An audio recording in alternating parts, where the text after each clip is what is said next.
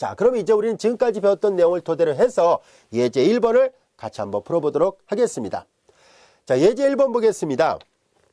자, 여기에 보면 이 NT를 쓴 건 뉴턴을 뜻하는 경우입니다. 힘의 단위인 뉴턴이에요. 자, 이제 우리는 웨이트가, 이게 또 웨이트 약자를 쓴 거예요. 무게 또는 이 웨이트도 자체도 힘을 나타내는 단위가 되잖아요. 자, 그래서 힘이 98뉴턴의 쇠공이 용수철을 매달려 있는데요. 용수철을 1.09m만큼 늘어나게 했을 때 질량 용수철 시스템은 분당 몇 번의 순환 운동을 할까요? 라고 물어봤습니다. 몇 번의 순환 운동을 하는지를 찾아보라는 얘기입니다. 요걸 찾으란 얘기네요. 그쵸? 그래서 요걸 찾으려면 당연히 오메가 제로 값을 구해야 됩니다. 오메가 제로 값은 여기 있는 것처럼 요 질량과 그리고 용수철 상수를 찾아야만 가능한 얘기예요. 자, 그래서 그걸 계산해 보도록 할까요? 자, 그리고 이제 또한 쇠공을 정지 상태로부터는 건 이건 또 다른 질문이에요. 일단 첫 번째 질문부터 해결을 해 보도록 하겠습니다. 자, 이제 우리는 이 웨이트, 무게가 무게를 계산해 봤을 때 용수철을 1.09만큼 늘어나게 한다라고 되어 있습니다. 자, 이제 웨이트 이거 자체가 힘이잖아요. 그래서 늘어난 거에 반대 방향으로 후크의 법칙에서 복원력이 작용하지요. 자, 그렇다면 이제 우리는 그 크기만 계산해 보도록 하겠습니다. 용수철 상수를 계산해야 되거든요. 이제 부호를 마이너스 붙인 거는 방향이 반대다라는 것을 얘기하고 있으니까 그 크기만 계산해 보도록 하겠습니다.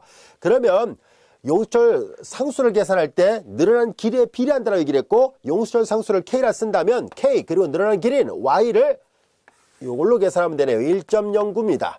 자, 그런데 바로 이때 가해진 힘은 98뉴턴이었었거든요. 98 단위를 생략하고 바로 쓰겠습니다.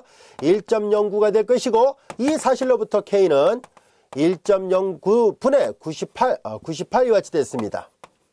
근데 이거 대략 계산하면은요, 요 대략 90 정도가 나옵니다. 자, 이제 이와 같이 해서 여기는 단위는 뉴턴이고 이건 늘어난 길이니까 미터잖아요. 뉴턴 미터 이와 같이 됩니다. 자, 이와 같이 됐습니다. 자, 이제 용수철 상수값이 구해졌습니다.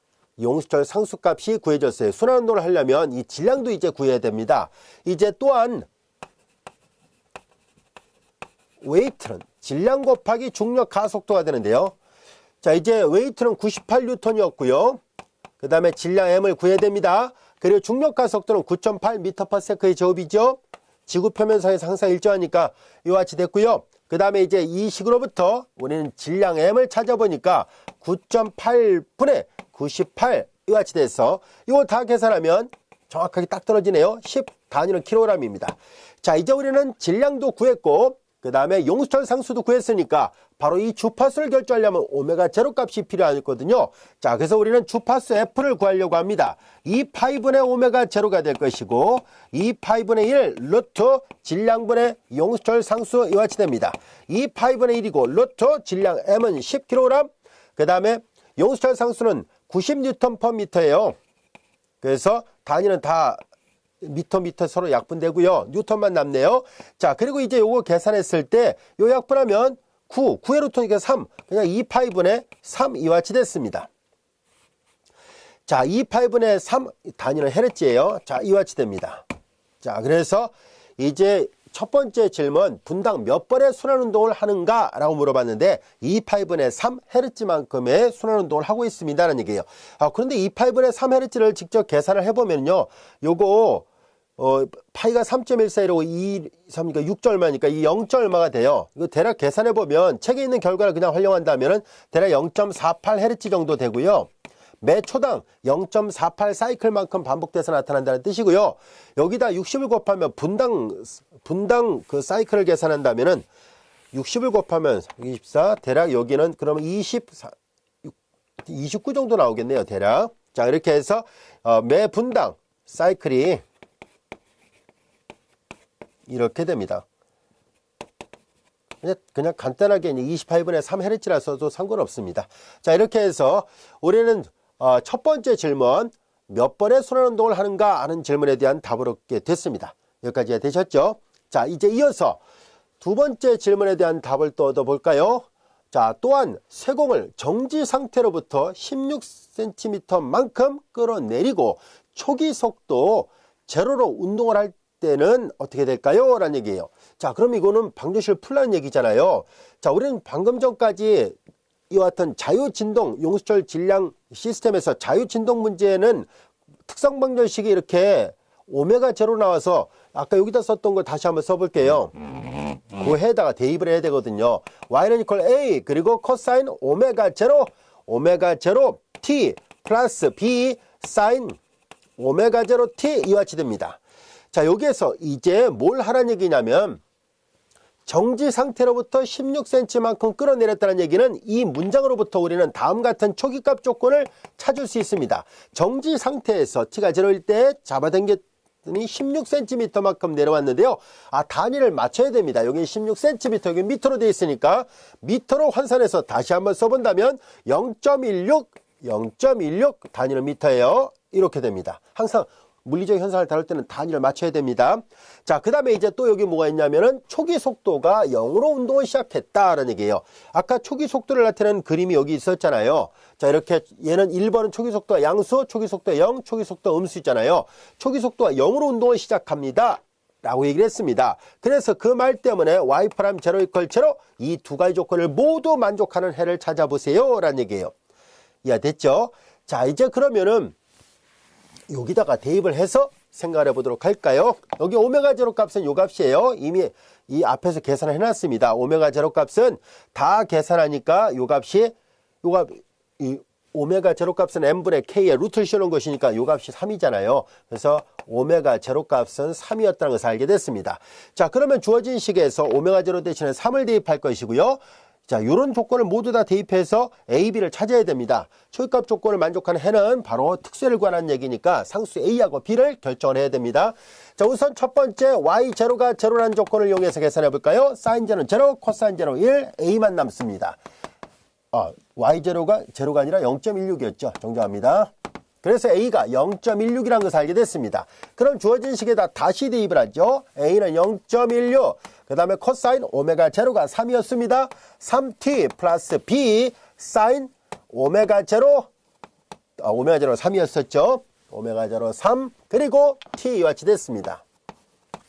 이제 이 조건을 활용하기 위해서 도함수를 구해봐야 됩니다. 그래서 y 프라임을 계산해 볼까요? 자, 이제 y 프라임을 계산하니까 코사인 미분 하면 마이너스 사인 3t 그리고 0.16의 3배예요. 3, 6, 18 0.48이 되는군요. 자, 이와 같이 됐고요. 그 다음에 미분하면 3 나오고 3b 사인 미분하니까 코사인 3t 이와 같이 됐습니다. 자, 이제 여기에서 다시 y 프라임 제로가 제로다라는 조건을 사용하죠. 사인 제로는 제로, 코사인 제로 1, 3b만 남는데 그 값이 0이었군요. 그 말은 곧 b가 0이었다는 것을 말해줍니다. b가 0이었으니까 주어진 식에다 다시 대입을 하니까 해 모양 y는 주어진 조건을 만족하는 해 y는 0.16, 그 다음에 코사인 3t 이와 같이 나오는구나 라는 것을 알게 됐습니다. 코사인 3t의 그래프는 여러분들이 잘 알다시피 계속 주기적인 파동이 있잖아요. 그래서 이런 형태로 그려지는군요. 지금까지 우리가 학습했던 내용들을 쭉 정리를 해본 결과 첫 번째 질문에 대한 답은 이와 같이 되어 있었고요. 두 번째 질문의 답은 0.16 코사인 3t 이와 같이 됐습니다. 그리고 요 밑에 있는 그래프는요.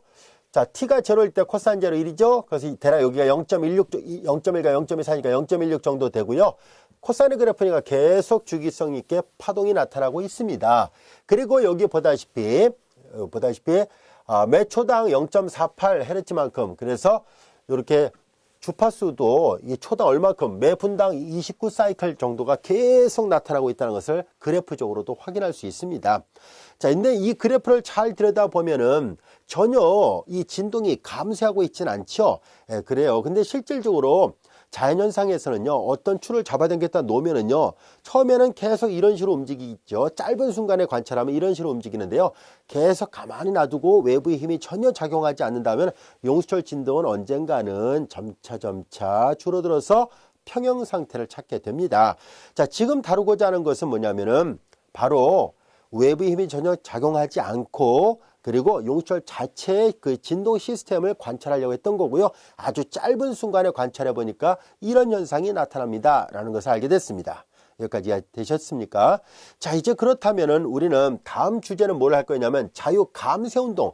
실질적으로 감쇄력이 작용해서 지금까지는 비감쇄 운동을 한 거예요. 전혀 감쇄하지 않는다는 전제 조건에서 아주 짧은 순간에 관찰하면 비감쇄 운동이 되는데요. 이제 우리는 감쇄 장치를 예를 들어서 브레이크 같은 것도 우리가 제동 장치에 있잖아요. 그렇죠? 바로 그 유압 장치에 의해서 감쇄력을 작용할 수가 있을 텐데요. 이와 같이 감쇄력이 작용되는 자유 진동 문제는 해가 어떻게 변화가 되는지를 또 알아보려고 합니다. 자, 이어지는 시간에 이와 같은 두 번째 자유 감쇄 운동에 대해서 같이 공부하도록 하겠습니다.